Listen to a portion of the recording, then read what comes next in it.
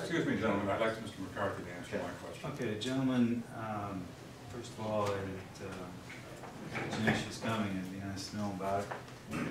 This rule, or this board rather, has never formally adopted rules of procedure. The revised code, and the practice of this township has been that the board elects a president who presides over the meetings. However, the president presides over the meeting. He does not usurp the power of the board itself. If the board would be so inclined, I would suppose by motion, second, to go forward and readjust the agenda. I think that would be in keeping with the rules you've adopted. You can move the approval of the minutes if you want. All I'm saying is that based on my review of the minutes, they didn't reflect what happened during the trustee meeting, and that should be a concern to everyone. And I'm not looking at it with an eye towards impact on me. We have a duty to ensure that the record reflects trustee deliberation. And so if you feel that the draft of the meeting minutes for the October 19th meeting accurately reflects what was discussed during the meeting, then you can move the approval of the minutes. I'm not trying to interfere with that. I'm just saying, in my opinion, the minutes that were, the draft of the minutes didn't reflect what was actually discussed. That's why I want to go back to the tape and compare it to the minutes that were presented to us, which we have an obligation as trustees to do. That's why we have this on every agenda. We review and approve minutes. That's one of our responsibilities. So. Well, I guess my point being, the minutes are available. We just got them today, but when were these distributed, Mr. Spitzer? I think last Thursday. Okay. I can't see now approving or correcting the minutes.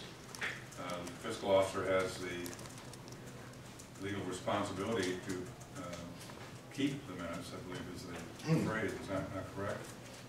Yes. And they've been kept and submitted. Mm-hmm. And we have the responsibility to review and approve. So we know this. We know what the process is. So what's your pleasure?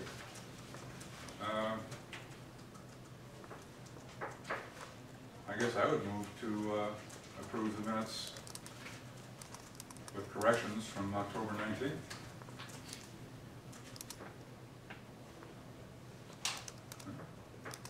Okay, hearing no second, the motion fails. So we'll proceed to consideration of special meeting minutes dated October 22nd. Are there any corrections to the October 22nd I would like a motion. I would like a motion to move those minutes at the next meeting. Joel, it's not appropriate. What you're doing is not appropriate. As You're Township interjecting. Council. This is a trustee meeting. We're conducting trustee business. As Township Council indicated, it takes a motion. Well, in that case, I'll move. We've in the past we've tabled discussion, consideration of minutes. It's never been a problem in the past, Joel. When you didn't submit minutes in a timely fashion in the past, this was never an issue. As you've never requested tapes in the past. It has nothing to do with it, Joel. So in any case, we've moved to consideration of special meeting minutes October 22nd. Are there any modifications to the minutes? Yes, Mr. Chairman. Under public comment, where it says Mr. Negodi of 3874 Waverly Place noted that he had a concern with the perceived need of an increase of deputies. And I just thought there should be a little more detail as to what his concern was. There was quite a bit of conversation that took place, as I recall, and yet there's no detail here whatsoever.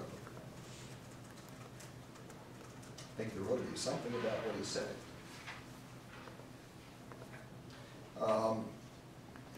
Would you like me to try to summarize what he said?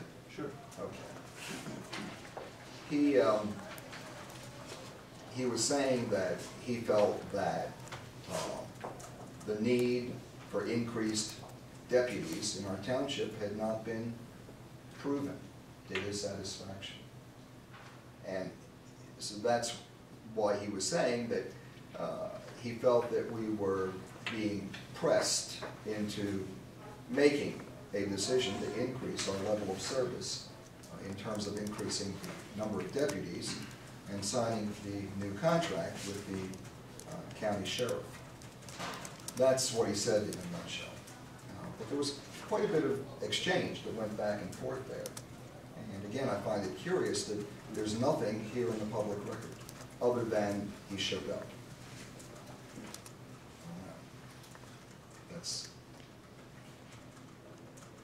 And that's all I have for that. I have a minor correction on it. Misspelling of Mr. Nagode's name. It's N-A-G-O-D-E, not Y.